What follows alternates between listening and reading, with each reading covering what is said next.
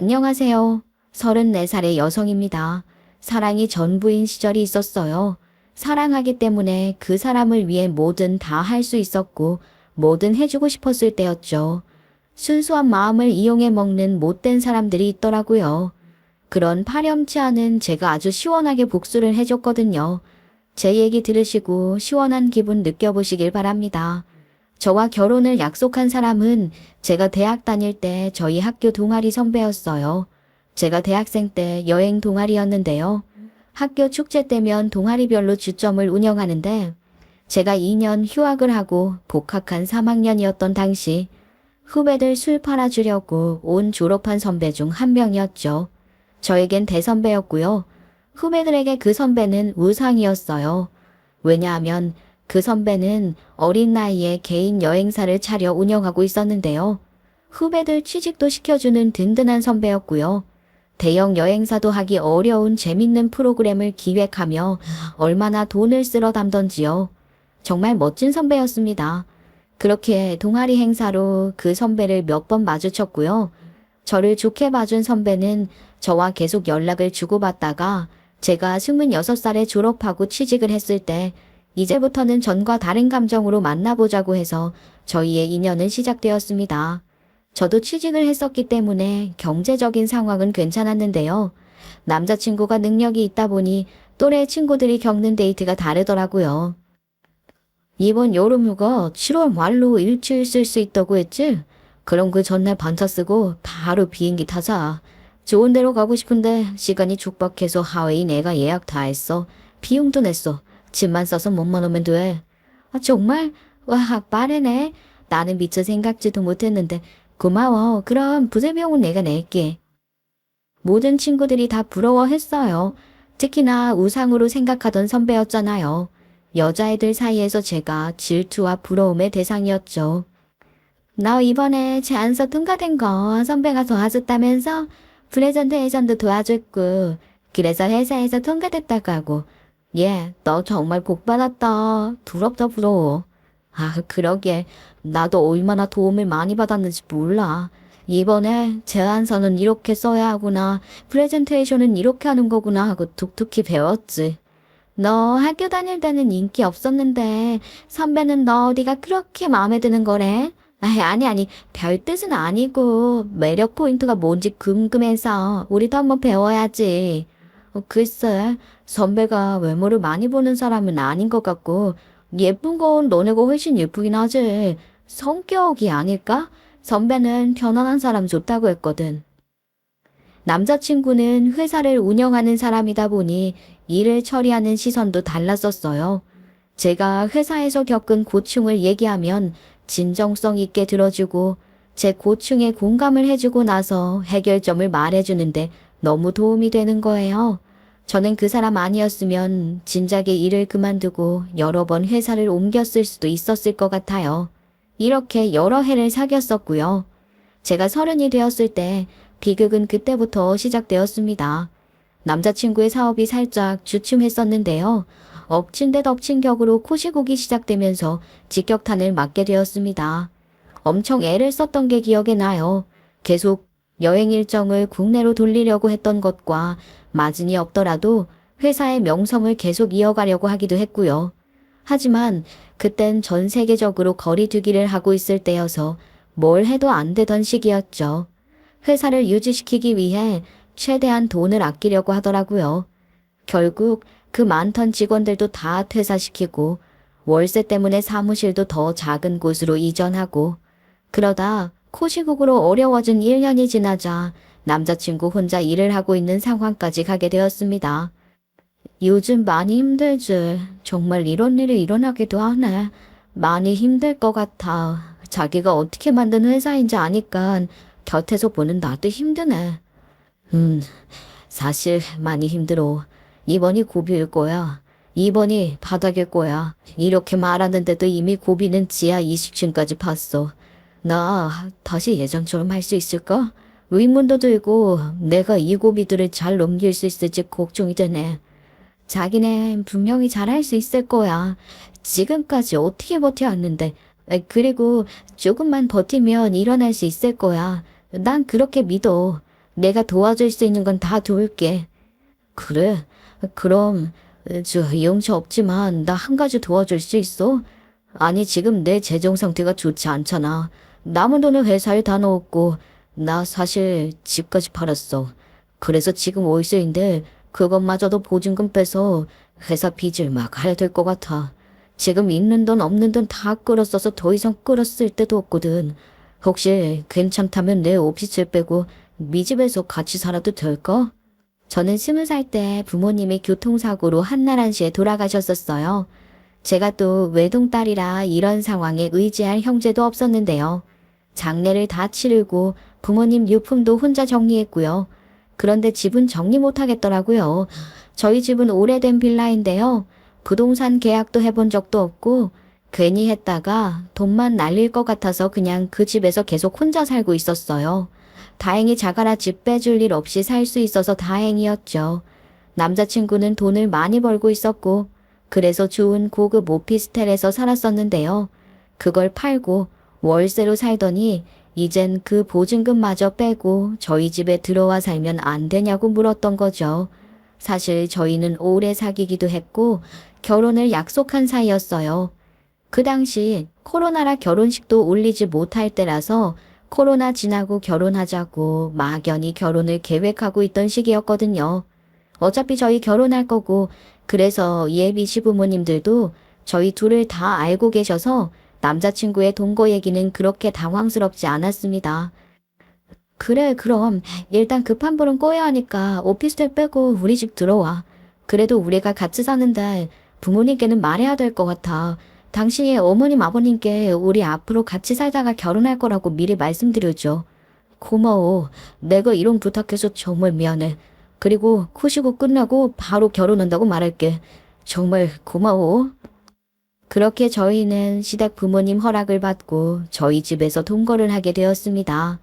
어차피 오래된 연인이라 그런지 밖에서 만나면 할 것도 없고 시국이 시국이라 밖에서 만나기도 찝찝했었는데 이참에 같이 살게 된 게 저희 둘한테 여러모로 좋다고 생각했어요. 그리고 그땐 부부나 다름없는 생활이 재밌기도 했고요. 오랫동안 사귀긴 했지만 동거는 또 다르더라고요. 새로운 감정이 막 들더라고요. 더 애틋해지고요. 아무튼 그땐 걱정거리도 많았지만 매일 같이 먹고 자고 하면서 정말 재밌게 살았던 것 같아요. 그런데 어느 날이었습니다. 야근을 하고 집에 왔는데요. 저희 빌라가 오래돼서 집에서 큰 소리를 내면 밖에까지 다 들리기도 해요. 그리고 골목이 좁아서 이 집 저 집 무슨 일이 있으면 다 들리기도 하거든요. 그래서 최대한 조용하게 지내야 했어요. 그런데 그날 이상하게 크게 싸우는 소리가 골목 초입까지 들렸죠. 무슨 소리일까? 어느 집에서 이런 소리를 낼까 저는 걱정이 되기도 했어요. 그런 소리 살벌하잖아요. 그런데요. 제 발걸음이 저희 집에 가까워져 갈수록 그 소리의 원인지를 찾을 수 있었습니다. 그 집은 바로 저희 집이었어요. 심지어 예비 남편의 애먹는 목소리가 들렸어요. 저는 바쁘게 계단을 올라갔습니다. 문을 여는 순간 예비 남편의 목소리가 들렸는데요. 죄송합니다. 제가 그러려고 한 게 아닌데 정말 죄송합니다. 저 시간을 더 주면 제가 빨리 해결할게요. 오늘 확실히 말해. 매번 왜 거짓말을 하는 거야. 우리가 시간이 남아돌아서 여겨온 줄 알아? 저는 심상치 않다는 걸 느꼈고요. 제가 문을 열고 들어가자 웬 깡패가 있더라고요. 그것도 2명이나요. 예비 남편은 무릎을 꿇은 채로 벌벌 떨고 있었고요. 제가 예비 남편을 가로막고 그 남자들한테 무슨 일이냐고 물었어요. 이게 무슨 짓이에요? 이 사람한테 왜 그러세요? 그리고 남의 집에 와서 웬 행패예요? 말로 하세요, 말로. 와이프? 결혼은 안 했던데. 그럼 여자친구? 그럼 알지 않아. 이 인간이 우리 돈 빌려가 놓고 안 갚고 있다는 거. 우리는 그 돈 받으러 온 것뿐이라고. 자기야, 자기 이 말 사실이야? 자기 혹시 사치썼어? 솔직하게 말해. 내가 진실은 알아야 하잖아. 맞아. 내가 회사 살리고 싶은데 돈이 하도 모자라서 돈을 끌어뒀었어. 처음에는 은행권에서만 빌렸는데 그것도 안 되겠더라. 돌려막기를 하다가 제3금융권과 불법 대부업체까지 가게 되었어. 근데 금방 갚을 수 있어, 자기야. 걱정하지 마. 아, 미치겠네. 알았어. 자기 말은 알아들었고. 저기요, 그런데요. 이렇게 찾아와서 사람 겁주고 때리는 것은 불법 채권 추심으로 고소 대상인 건 모르세요? 어디서 행패질이야. 경찰에 신고하기 전에 당장 나가. 아니, 인연이 지금 뚫린 입이라고 막말을 하네. 야, 너도 한 대 쳐둘까? 어디서 소리를 지르고 난리야? 그때 그 남자 한 명이 저희 예비 남편한테 강목을 휘두르더라고요. 그 때문에 집안 살림도 좀 박살이 나고 예비 남편은 정말 겁에 많이 질려서 얼굴이 새하얗게 질려 있더라고요. 아우, 신참놈아. 아이, 그러니까 내가 강목 휘두르지 말라고 했잖아. 그냥 겁질 용도로 들고 가는 거라고 그렇게 말을 했는데도 이거 안 듣네. 요즘은 그렇게 하면 우리도 걸려. 아, 그래? 영화에서는 이렇게 하던데. 그리고 전현만 안 봤으면 상관없는 거잖아. 에이씨, 젠장. 일단 나가라고. 당신들 지금 채권 추심 시간도 아니고 어서 나가. 경찰 부르기 전에 당장 꺼져. 그 다음 주까지 돈 안 갚으면 다시 찾아온다고 으름장을 내고 갔어요. 정말 너무 무섭더라고요. 자기야 괜찮아? 어디 다친 데는 없어? 이게 무슨 일이야? 솔직하게 말해봐. 이번이 처음이야? 아니면 또 이런 일이 있었어? 오늘이 처음이야. 나 정말 너무 무서웠어, 자기야. 이런 거 영화에서만 봤지 이런 일은 정말 처음이야. 괜찮아. 내가 지켜줄게. 어쩌다가 사치까지 쓰게 된 거야, 정말. 나도 얼마나 놀랐는지 몰라. 예비 남편도 얼마나 무서웠는지 그 사람들이 가고 나서도 몇 시간이나 겁에 질려서 정신이 쏙 나가 있더라고요. 그날 예비 남편과 진지하게 이야기를 나눠봤어요. 그동안 이렇게 힘들게 사는 줄 몰랐어. 생각해보니까 당신은 항상 힘들다는 소리를 안 했던 것 같네. 괜찮아, 걱정 마 이러는 스타일이었잖아. 그래서 나는 진짜 그런 줄로만 알았어. 지금껏 또 잘해왔으니까 나는 그럴 거라고만 생각했거든. 이렇게 무너져 있을 줄은 정말 몰랐어. 미안해. 내가 힘이 되지 못했구나. 이미 대출받을 수 있는 모든 한도는 다 받았고 내가 가지고 있는 것 중에 팔 수 있는 모든 것들은 다 팔아도 돈이 모자랐어. 심지어 부모님께도 손을 벌렸어. 5천만 원 빚 내서 주셨는데 사실 택도 없거든. 왜 이렇게 빚을 많이 지게 된 거야? 원래 잘 나갔었잖아. 돈도 많이 벌고. 그래서 자기한테 떨어지는 연봉도 꽤 많았잖아. 대체 빚이 얼마야? 자기, 내가 준 빚 금액 알면 까무러칠걸?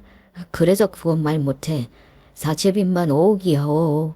그동안 많이 벌었지. 그래서 나도 금방 일어설 수 있을 줄 알았어. 그런데 그 전에 많이 벌려놓은 게 있어서 그것 때문에 그래. 고시국 이전에 계약했던 것들이 많아. 내가 다른 여행사들과는 다르게 액티비티 한 것들 다 계획에 넣어서 여행을 짰잖아. 그것들 계약해 놓은 거 독점으로 계약했던 것들 모두 취소가 안 되는 상황이라 나도 어쩔 수 없이 다 가고 있는 상황이야. 그래서 그랬어. 이 시기만 잘 버티면 되는데 이대로는 포기할 수 없잖아. 내가 모르는 것들이 많네. 명색에 결혼할 사이인데 무심해서 미안해. 그래도 그런 곳에서 돈 빌리면 한순간에 인생 망하는 거야. 그거 알잖아. 알지. 나도 버텨보려고 발버둥 치다가 일을 이렇게 된 거야. 미안해, 자기야. 걱정하게 해서 미안해. 정말 너무 안타까운 케이스였죠. 잘 나가다가 코시국으로 이게 무슨 날벼락이래요. 그래도 제가 해줄 수 있는 게 없어서 안타까웠어요. 예비 남편은 그 사람들의 행패가 큰 충격이었나 봐요. 그날부터 잠도 제대로 못 이루고 자더라도 악몽 꾸더라고요. 트라우마가 된 것 같았어요. 그리고 그 사람들이 다시 온다고 했던 날이 다가올수록 벌벌 떨기도 하고 울먹거리기까지 하는데 너무 안타까웠어요. 그 사람을 보니까 일이 왜 이 지경까지 됐는지 정말 너무 안타까웠고요. 이 사람이 여기서 무너지면 어떡하나 걱정도 되었어요. 자기야, 그냥 타협하자. 그래서 파산도 하고 그럼 이런 고생 안 해도 되거든. 다시 시작하면 되지. 그럴 순 없어. 내가 어떻게 이러는 사업인데 내가 맨손으로 이뤄낸 내 자식과도 같은 회사야. 절대 그럴 수 없어. 그게 뭐라고 다시 시작하면 되지. 아, 정말 답답하다. 그럼 이건 그동안 내가 모은 돈이고 나머지는 대출 받아서 줄게. 일단 급한 거부터 해결해야지. 저, 정말, 정말 너무 고마워. 내가 자기한테 미안해서 그동안 돈 빌려달라고 말도 못했는데 정말 고마워. 자기가 그걸 알아줬구나. 내가 이 돈은 꼭 갚을게. 그래서 예비 남편을 위해 대출을 받아주기로 했어요. 어차피 저희는 부부나 다름없으니까 이 정도는 부부 사이에서 할 수 있는 일이라고 생각했어요.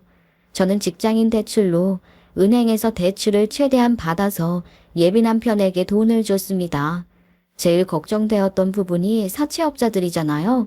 그 사람들 돈부터 갚아야지 살 수 있을 것 같아서 대출을 받아 돈을 줬습니다. 사채돈을 갚고 나서 예비 시부모님께서 전화가 왔었어요. 아이고, 아가, 너무 고맙다. 그렇게 큰 돈 내주다니 고마워. 우리 아들도 얼마나 고마워하는지 네 시아버지는 너무 미안해서 휘적거리기도 했어. 어머님, 아니에요. 저희 결혼하거나 다름없는데 부부 사이에 이럴 수도 있죠. 협심해야지 잘 살죠. 너무 마음 쓰지 마세요. 내가 우리 아들한테 돈 생기면 네 돈부터 갚으라고 해놨어. 아이고, 이거 너무 고마워서 어쩌니. 내가 이 은혜는 절대로 잊지 않을게. 그리고 내가 단단히 일러뒀어. 절대로 사채는 쓰지 말라고. 어머님, 감사합니다. 제 돈은 이자만 나가게 해서 몇 년 뒤에 갚아도 상관없어요. 저 사람이 회사를 놓지 못하네요. 그만큼 애정이 깊나 봐요.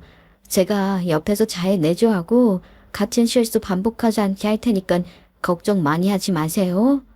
그런 일이 있고 나서부터 예비 남편은 닥치는 대로 일을 했어요. 기지를 활용해 인터넷 마케팅을 부업으로 했고요. 큰 돈은 아니지만 차근히 빚을 갚아 나갔죠. 그때는 예비 남편이 생활비를 못 주니까 제 월급으로 모든 걸 충당했어요. 생활비 빼고 남은 돈은 예비 남편이 빨리 재개를 하기 원해서 다달이 돈도 줬죠. 그 돈으로 빚을 갚아 나갔고요. 그러다 코시국도 조금씩 풀렸고 다시 사람들이 여행을 할 수 있게 되자 예비 남편의 회사도 다시 바빠지기 시작했습니다. 예전에 어쩔 수 없이 퇴사시켰던 직원들을 다시 불러 모았고요. 공격적인 마케팅과 꼼꼼하고 깔끔한 일 처리로 그 사람의 여행사는 많은 사람들이 찾기 시작했습니다. 그래도 그때까지만 해도 빚은 좀 있었는데요. 예비 남편은 전보다 일이 잘 되자 표정부터가 달라지더라고요. 눈은 항상 충혈되어 있는데 입은 웃고 있죠. 기분도 좋죠. 능력을 인정받고 돈도 많이 벌게 되었으니까요. 요즘 좋아 보인다. 눈코 뜰 수 없이 일 때문에 바빠 보이긴 하지만 당신 정말 좋아 보여. 덩달아 나도 행복해. 요즘 정말 바빠. 이대로 가면 금방 빚 다 갚을 것 같아. 요즘 투자도 많이 받고 그 덕에 고객들한테 해줄 수 있는 게 많으니까 더 잘 되는 것 같아. 그래서 일이 많어. 집이 좀만 가까웠으면 좋겠어. 회사에서 여기까지 좀 멀잖아. 그래? 회사 다시 이전하면 숙직실 있다고 하지 않았어? 가끔 너무 늦는다 싶으면 거기서 자고 와. 나는 괜찮아. 그래도 돼? 다른 집 사람들은 절대 안 된다고 하는데 당신은 나 정말 많이 믿는구나. 고마워. 정말 늦고 피곤할 땐 졸음운전보단 나은 것 같아. 난 열린 사람이야. 완전 오픈마인드. 당신이 딴짓이나 하겠어. 그건 그래. 내가 절대로 딴짓할 사람은 아니지. 그럼 가끔 정말 피곤할 땐 자고 올게. 물 들어올 때 노져야 생각하는 사람 중에 한 명인데요. 회사에 빚이 있기 때문에 그 사람이 빨리 털어내길 바랐었어요. 그래서 예비 남편을 응원하는 마음으로 그러라고 했던 거죠. 그날부터 새벽 2시에 일이 끝났다고 자고 간다고 할 때가 종종 있었고요. 어떨 때는 3, 4일 못 들어온 날도 있었어요. 고객들이 늘어나기도 하고 새로운 기획도 해야 하는데 투자자한테 업무 보고하는 것도 늘어났더나 뭐라나. 아무튼 몸이 부서져라 일을 하더라고요. 그렇게 일한 결과 빚만 있던 회사는 그 후로 얼마 지나지 않아 흑자로 전환이 되었습니다. 오늘로써 우리 회사 모든 빚 정리됐어. 이제 흑자야 흑자. 이렇게 만들기까지 정말 힘들었는데 당신도 고생했어. 정말? 너무 축하해. 이런 날이 오는구나. 빚은 덤이라 그거 다 언제 갚아 했는데 마음고생한 보람이 있네. 그때 포기하지 않고 잘 버틴 게 신의 한 수다. 고생했어. 그럼 우리 이제 결혼하는 건가? 결혼식? 나는 결혼 빨리 하고 싶었는데 이제 흑자전 아니고 벌어놓은 게 아직 없으니까 조금만 더 있다가 하는 게 어때? 집도 좋은 데서 시작하고 싶고 남들이 부러워하는 결혼식 올려야지. 이대로는 남들처럼 해야 하는데 그건 내 자존심상 허락할 수가 없어. 그래? 우리 주변 사람들이 우리 같이 사는 거 다 아는데 우리가 결혼한 거나 다름없으니까 언제 하든 사실 상관은 없어. 내가 고생한 만큼 자기 호강시켜주고 싶어서 그래. 그러니까 조금만 더 참아줘. 정말로 근사하게 호텔 결혼식 딱 하게 해줄게. 그래서 그때는 막연히 1년만 더 기다리면 되려나? 이런 생각을 했거든요. 왜냐하면 그 사람이 이렇게 정상 궤도에 올라오기까지 얼마 걸리지 않았기 때문에 그 정도 시간이면 충분하다고 생각했어요. 지금까지 같이 살았고 지금 부부나 마찬가지인데 결혼식은 언제 하든 상관없다고 생각했어요. 1년은 아무것도 아니라고 생각했죠. 그런데요, 저희가 풀어야 할 숙제가 한 가지 더 있더라고요. 제가 예전에 예비 남편한테 사채빚 갚으라고 줬던 은행빚 있잖아요.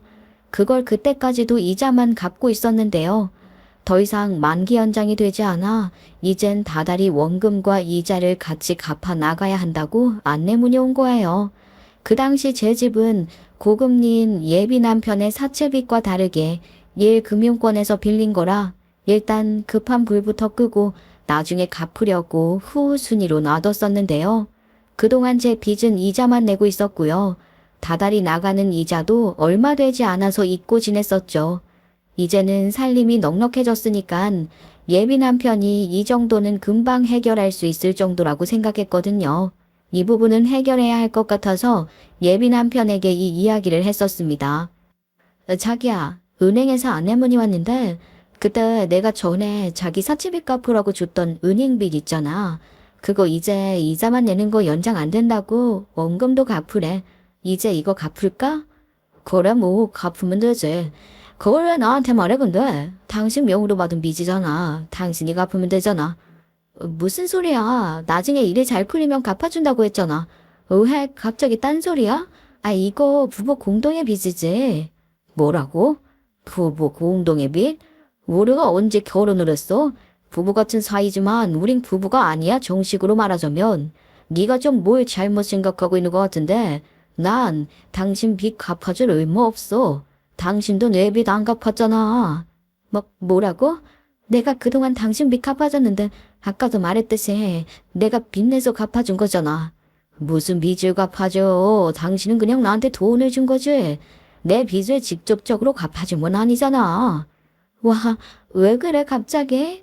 내 월급으로 생활비 했고 내가 그동안 모았던 돈이랑 은행비 받아서 줬던 돈으로 당신 사채빚 갚았잖아. 내가 다달이 50만 원씩 따로 주면서 너 줬잖아. 너 필요한 데 쓰라고.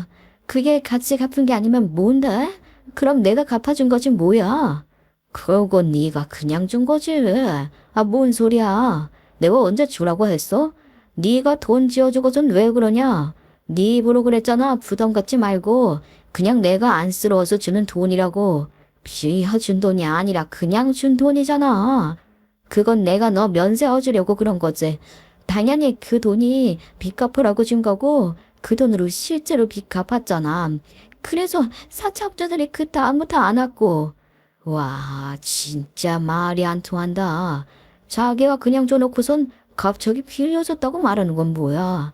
나 이런 거 진짜 싫어해. 그리고 뭐 50만 원이 어쩌고 저쩌고 생활비가 어쩌고 저쩌고 그러는데 나 쪼잔하게 구는 사람들 진짜 싫어해. 알잖아. 이러지 마, 정 떨어져.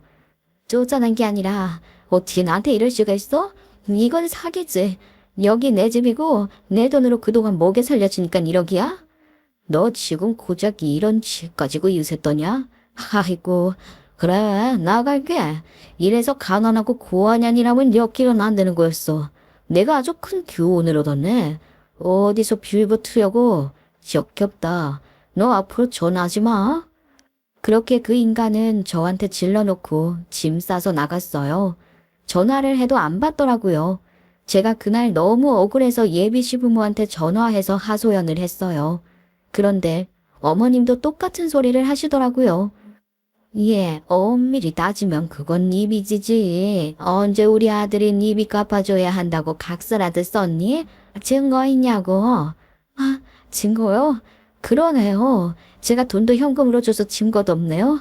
그래서 그러는군요. 어머님까지 이러실 줄 몰랐어요. 어머, 얘, 너 이상한 말 할 거면 니만 끊자. 니 전화 받으니까 머리가 어지럽네. 아우, 이만 끊는다. 둘이 알아서 잘 해결해. 예비 남편이 뭐라고 했는진 모르겠지만 예비 시어머니도 태도를 돌변했어요. 그렇게 저한테 고맙다고 할 때는 언제고 이러기가 있나요? 너무 억울하고 화가 났지만 어찌할 방법이 없더라고요. 저는 그렇게 전 예비 남편에게 비참하게 버림받게 되었습니다. 그렇게 1년이라는 시간이 흘렀어요. 저는 나름 잘 살고 있었는데요. 어느 날 대학 동창들로부터 전 예비 남편에 대한 소문을 듣게 되었어요. 이런 말 할까 말까 망설였어. 그 선배, 너랑 헤어지고 얼마 안 했다가 다른 여자 만나서 이제 결혼할 거라고 하는 거야. 뭐라고? 결혼? 나랑 헤어진 지 1년밖에 안 지났는데. 와, 대단하다. 나는 다 잊었나 보네. 나는 그 새끼 때문에 아직도 흑덕이면서 사는데. 너한테 한 거 보면 정말 미운데. 또 우리한테는 잘해주셔서 결혼식 할까 말까 고민이야. 그건 니들이 알아서 해. 나는 뭐 별 상관없어. 근데 그 인간에 대해서 말해주고 싶네. 아주 비열하고 치졸하고 여자 이용해 먹는 더러운 인간이라는 걸. 그러면 안 되는데 좀 열이 받더라고요. 제 인생은 빚 갚는 삶으로 만들어 놓고 그 인간은 잘 살고 있다니 너무 억울했어요. 그리고 한편으로 상대 여자는 어떤 사람일까 궁금하기도 하더라고요. 그래서 그 인간 SNS에 들어가 보니 정말 화려하게 살더라고요. 여자 쪽도 재력이 되는지 여행도 많이 다니고 좋은 선물도 많이 주고받고 헛웃음이 났습니다. 너무 기분이 별로였어요. 아니 더럽다는 게 맞는 것 같아요. 그래도 저는 제 인생 잘 살아야 하니깐 마인드 컨트롤하면서 잘 지냈어요. 그러다 제가 회사 일로 한 연회장에 가야 하는 날이 있었습니다. 제가 다니고 있는 회사랑 우호적으로 상부상조하는 회사가 있는데 30주년 연회를 열었기 때문에 제가 담당자라 가게 되었습니다. 행사는 그 회사 사내에서 열렸고요. 그 회사도 30주년인 만큼 가족부터 해서 아는 사람들 다 불러 아주 크게 행사를 열었어요. 그런데 세상에 거기서 전 예비 남편을 만난 게 아니겠어요. 그 인간도 절 보고 놀라더라고요. 그러더니 절 행사장 구석진 곳으로 데려가 기분 나쁘게 툭툭 치면서 말을 걸더라고요. 너 여기 웬일이냐? 혹시 뭐 나 보러 왔어? 미친 거 아니야? 여기가 어디라고? 여기 우리 장인들 분 회사야. 너 설마 내 정보 뒷조사로 알아내서 일부러 깽판 치러냐? 뭐 복수하려고? 저번에도 우리 회사 직원한테 버림받은 여자 와서 난리 쳤던데 뭐 너도 나한테 버림받은 것 때문에 앙심 붙고 왔냐? 너 스토커야 뭐야? 여기가 너네 장인 되실 분이 하는 회사야? 와, 그건 몰랐네. 그런데 어떻게 여자 하나 잘 물었다 너? 나 하나도 모르고 왔는데? 너 장인 될 사람 어디 계실까? 아이씨 입이 근질근질하네. 그 여자 다 알아? 너 쓰레기인 거 아냐고. 야, 너 나한테 미련이냐? 내가 너 싫은 이유 잘 설명한 것 같은데 알아듣게. 나 포기하라고 알아듣게 잘 얘기한 것 같은데 아직도 나 못 잊었냐고. 지금 1년 지났어 1년. 하여간 여자들이란 족속이는 아주 사랑이 전부지. 미쳤네. 야, 너 같은 새끼를 누가 좋아해. 왕자병에 도끼병까지. 참으로 가지가지다. 어디 보자. 회장님이 어디 계실까? 야야, 너 입만 뻥긋 해봐. 너 그거 명예훼손이야. 그런 짓 하면 손목에 응팔 찍힌다. 처벌받는다고. 처벌받으면 벌금 날 돈이나 있냐? 빚도 많을 텐데. 돈도 없는 년이 어디로 건방지게. 너 쓸데없는 짓 하지 말고 당장 꺼져. 당장 꺼지라고. 왜 이래? 저리 꺼져. 너나 꺼져. 나는 할 일 있어. 병신 같은 새끼가 오랜만에 만나서 시비나 걸고 앉아있네. 아유, 내 정말 흑역사다 너는. 저는 그 사람이 하는 말에 기분이 나빠 저도 받아치고 있던 상황이었고요. 더러운 거 본 것 마냥 눈빛으로 쏘아봤더니 그 인간이 화가 났나 봐요. 아유, 어제 천한년이 눈거를 왜 그딴 식으로 또. 야, 뭐? 흡역사? 이 정신 나간 년이 한 대 맞으려고? 야, 나 여자도 자를 수 있거든? 이런 말을 하면서 저를 때리려는 신용을 하는 게 아니겠어요? 정말 쓰레기죠.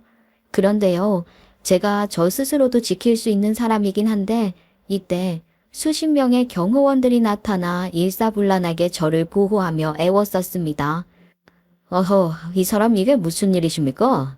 여기서 폭력을 휘두르시면 안 됩니다. 특히 우리 부대표님한테는 더더욱 안 됩니다.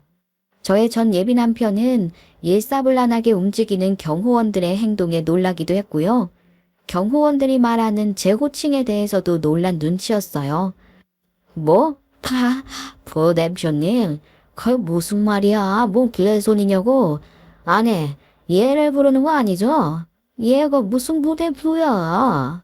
그 인간이 그렇게 말하고 제 경호원 얼굴을 본 순간 그 인간은 낯빛이 하얘지고 갑자기 벌벌 떨기 시작하는 거예요.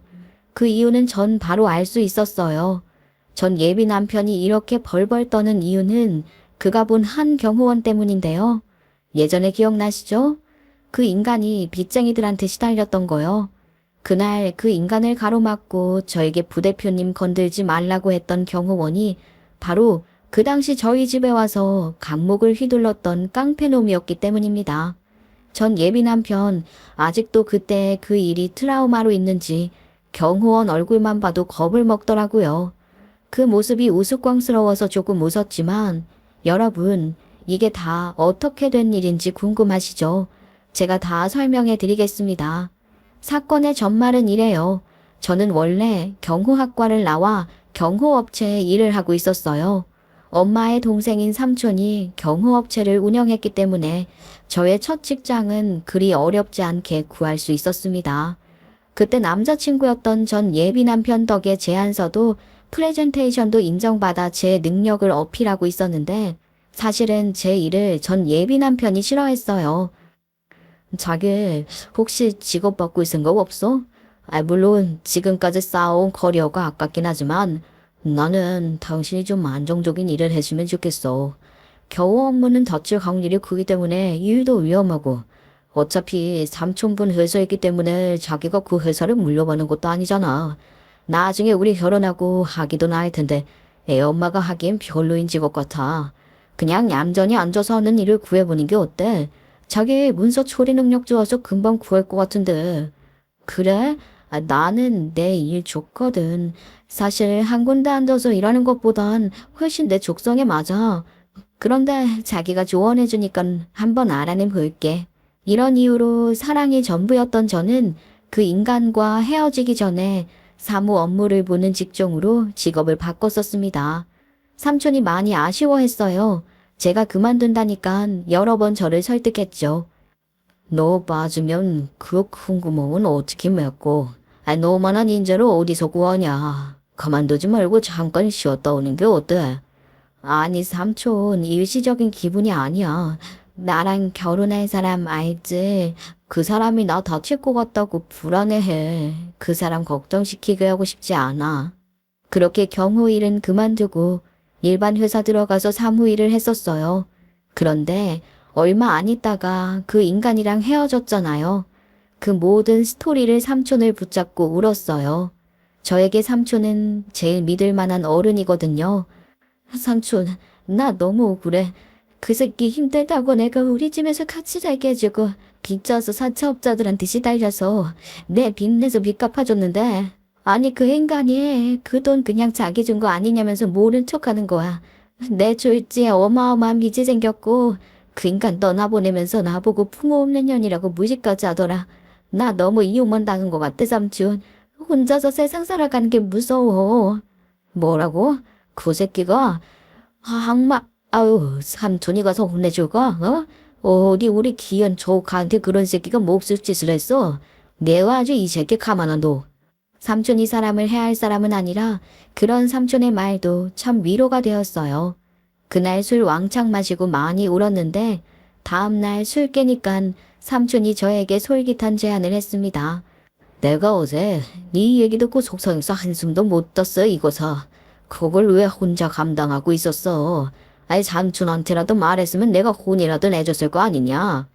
삼촌, 내가 어제는 너무 속상한 마음에 삼촌한테 별별 말을 다 했던 것 같은데 나 이제 괜찮아요. 죄송해요. 걱정하게 해서. 아니야. 나한테는 걱정하게 해도 돼. 아이 우리가 남이야. 너는 내 자식이나 다름이 없어. 얼마나 속상했어. 그런 자식이고 너 잘 사는 게 최고의 복수인 거 알지? 그럼요. 그건 알죠. 자, 앞으로 진짜 잘 살 거예요. 두고 봐요. 저 그딴 새끼 신경 쓰고 살지 않을 거예요. 그래. 그런 마음가짐 참 좋다. 그래서 말인데 내 경호업체 너가 물려받는 게 어떠냐? 나는 너를 잘 키워서 이 회사 물려주고 싶은데 다시 회사로 돌아오면 안 되냐? 오빠들은 안 한대요. 오빠들 안 주고 저한테 준다고요? 왜요 삼촌? 작은 오빠는 이쪽 일 하고 있잖아요. 저는 의아해서 물었어요. 삼촌에게는 자식이 둘이나 있어요. 첫째 사촌 오빠는 공부를 잘해서 애초에 미국에서 개발자로 일하고 있었고요. 둘째 사촌 오빠가 경호원 일을 하고 있어서 삼촌 회사 물려받을 줄 알았거든요. 그런데 여기서 어른들의 이기심이 나옵니다. 아무리 저에게는 좋은 삼촌이라도 자식들한테는 그렇지 않았던 것 같아요. 삼촌은 원래 자신의 일을 정말 좋아하고요. 자식들도 자신의 일을 물려받길 원했어요. 삼촌이 특출난 경호원인데 자식을 자기만큼 아니 자기보다 더 잘 키울 수 있을 거라고 자신만만했거든요. 그런데 첫째 오빠는 워낙 공부를 잘하니까 계속 공부하라고 했고 둘째 사촌 오빠는 사실 미술을 진짜 잘했어요. 외숙모가 그림을 잘 그렸다고 해요. 그런데 그 당시 남자가 미술하면 밥벌이 못한다고 생각해서 삼촌은 미술을 전공하겠다는 둘째 오빠의 진로를 막았고요. 자식 중 한 놈이라도 자기가 원하는 직업을 가지게 하고 싶어서 억지로 운동을 시켰다고 해요. 그래서 둘째 사촌 오빠는 경호원 일을 하게 되었는데 꾸준히 그림을 그려왔고 어느 날 웹툰 공모전에 응모를 했는데 그게 당선이 되어서 경호원 일을 때려치우겠다고 선언을 했다고 합니다. 집안에 뒤집어졌대요. 삼촌이 너 여기 안 물려받을 거냐고. 둘째 사촌 오빠 왈 안 물려줘도 된다. 대신 자기 하고 싶은 일 방해하지 말라고 한 거죠. 둘째 사촌 오빠의 확고한 통보에 삼촌도 어찌할 수가 없던 것입니다. 그나마 조카인 제가 운동을 정말 좋아하고 저는 사실 삼촌을 보고 꿈을 키워온 케이스예요. 삼촌도 어렸을 때부터 제가 남자였다면 이 바닥에서 꽤나 이름 날렸을 거라고 아쉬워했었어요.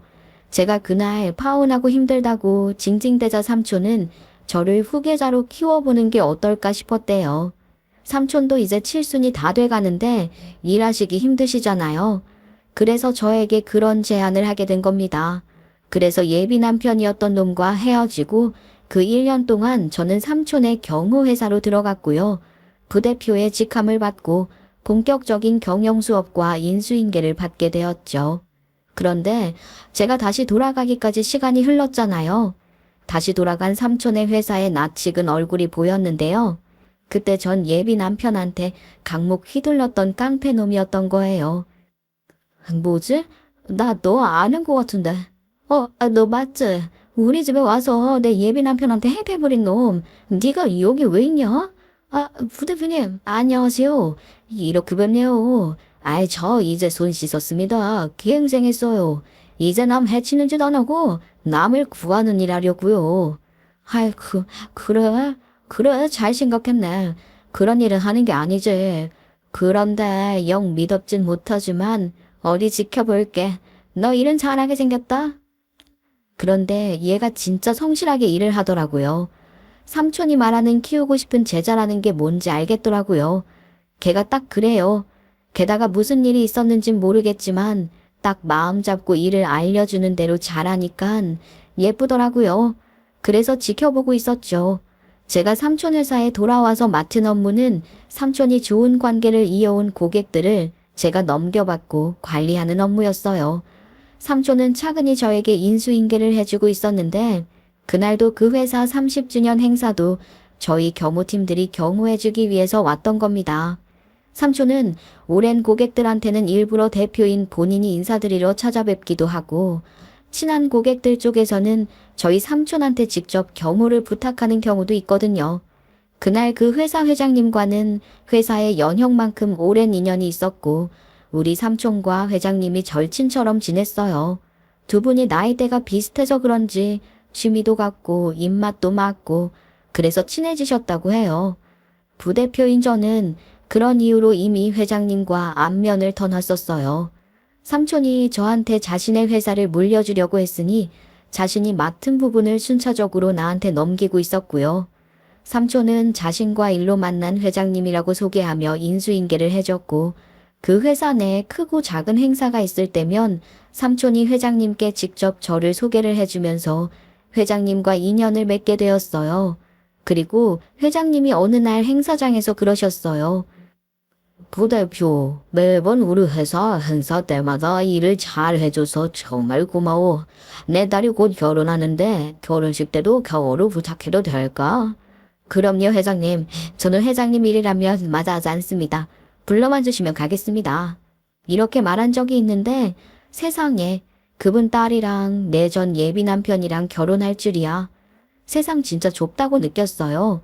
그전에도 회장님이 의뢰하신 행사를 진행하게 했지만 그때는 30주년 행사처럼 큰 행사는 아니다 보니 친지들까지 참석할 일은 없잖아요.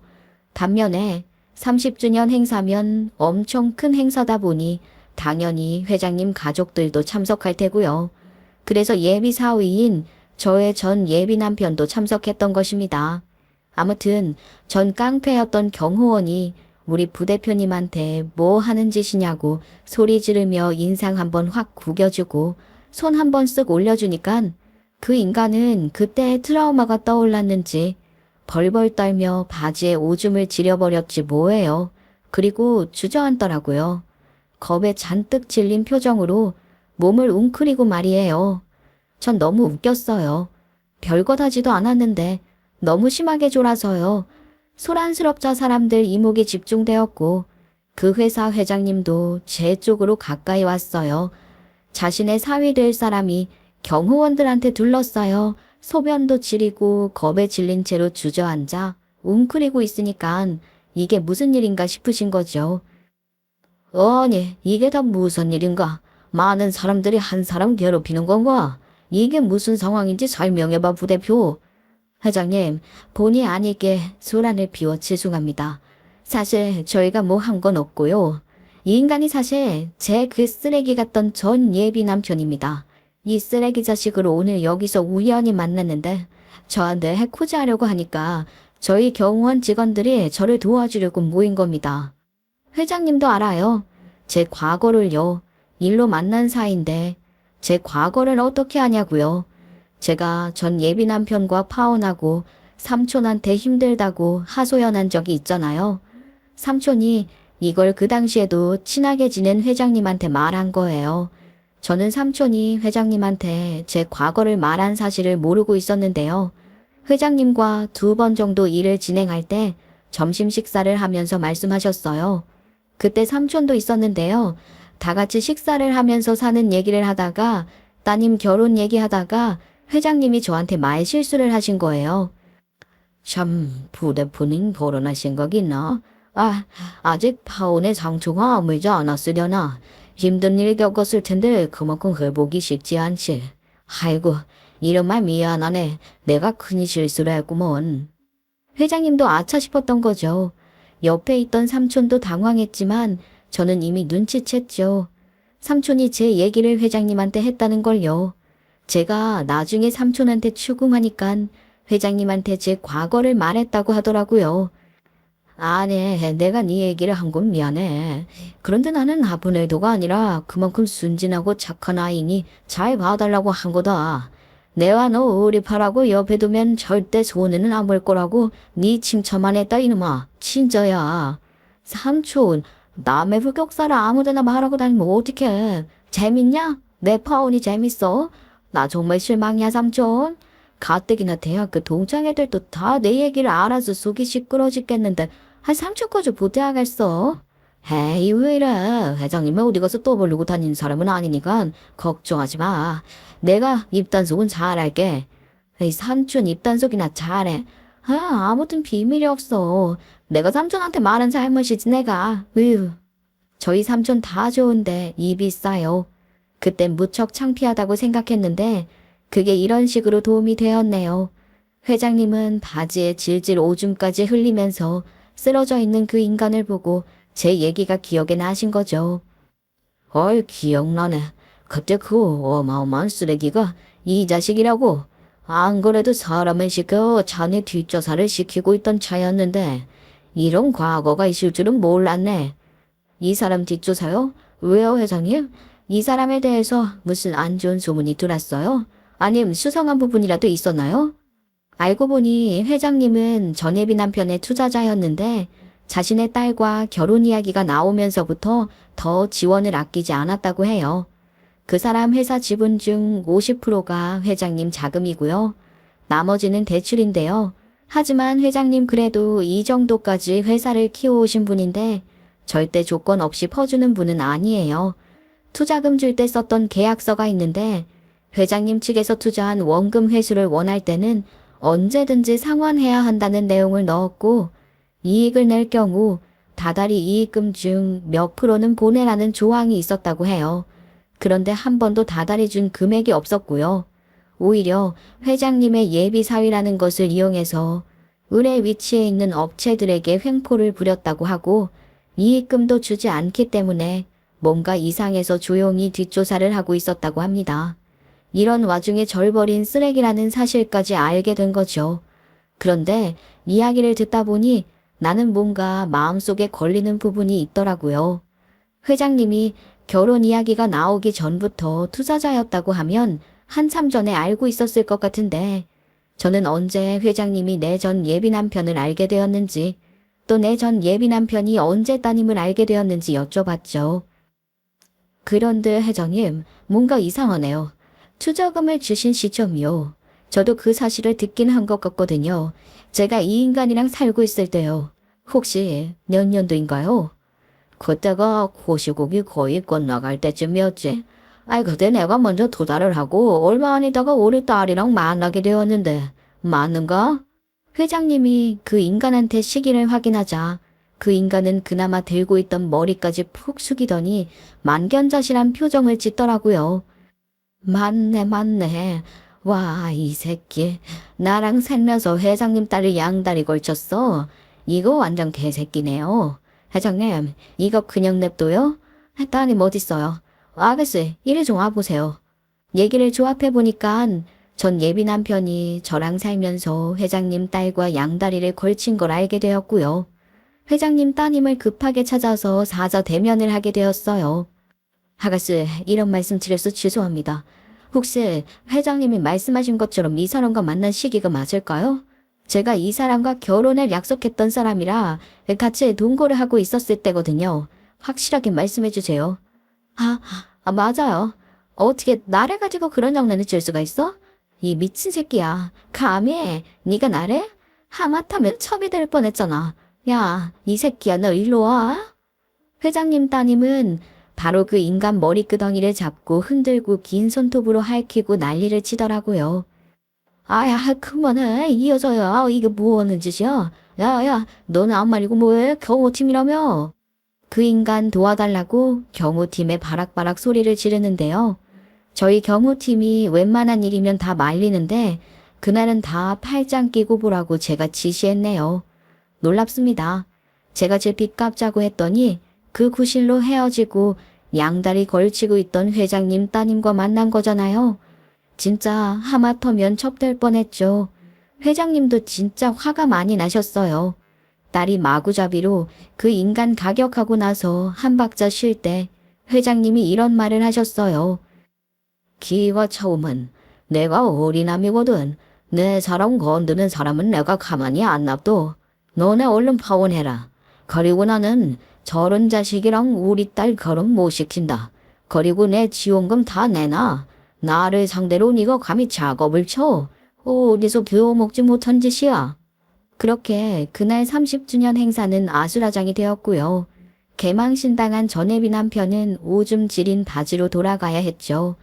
회장님의 참교육은 파혼뿐만이 아니었어요. 회장님이 썼던 계약서 내용 기억하시죠? 그 계약서를 토대로 투자금 돌려받고 그동안 안 받았던 이익금 추징해서 받기로 했다고 합니다. 그 인간은 회장님이 투자금 다 회수하겠다고 하자 회사가 잘 돌아갈 수가 있겠어요? 다시 자기 지원해줄 대표님들 만나고 다녔는데 그날 행사장에 웬만한 사람들이 다 와 있었고요. 그 장면 봐서 다들 상대도 안 해주죠. 결국 전 남자친구 회사 다신 코시국 때처럼 인원 감축하고 은행들 다 대출받고 또 제3금융에 사채까지 썼다고 했고요. 그리고 저는 몰랐는데요. 제 돈 다 받을 수 있다고 하더라고요. 제가 현금으로 그 인간한테 돈을 줘서 못 찾을 거라고 생각했는데 그 인간이 빚을 갚을 때는 계좌로 송금해서 보냈더라고요. 변호사님이 그거 잘 추적하면 제 돈에서 나온 거라고 확인할 수 있고 사실혼 관계에서 파혼하면 위자료도 받을 수 있다고 해요. 그래서 그 모든 소송을 다 했습니다. 결국 그 돈들 다 받아냈고요. 점점 빚이 쌓인 그 인간은 빚쟁이들 피해 다니다가 잠적했고요. 어디 갔는지 아무도 알 수 없다고 합니다. 제 소송이 끝나지 않았는데 저도 답답했지만 그 인간 나이 40도 안 됐는데 인생 참 파란만장하네요. 아무튼 전 고소하고 시원했어요. 남의 인생 짓밟더니 지 인생은 뭐 대단하다고. 그렇지 않아요? 그 회사 회장님이 삼촌한테 고맙다고 그랬대요. 야, 너 덕분에 회장님이 돈을 엄청 주셨다. 내 가벼운 입 덕분에 자기 딸 쓰레기 피할 수 있었다고 하면서. 참 대단한 일 하셨다. 조카 팔아서 주머니 챙기니까 좋아요, 삼촌. 알았어요. 이번만 그냥 넘어간다. 그런데 그 따님은 어때요?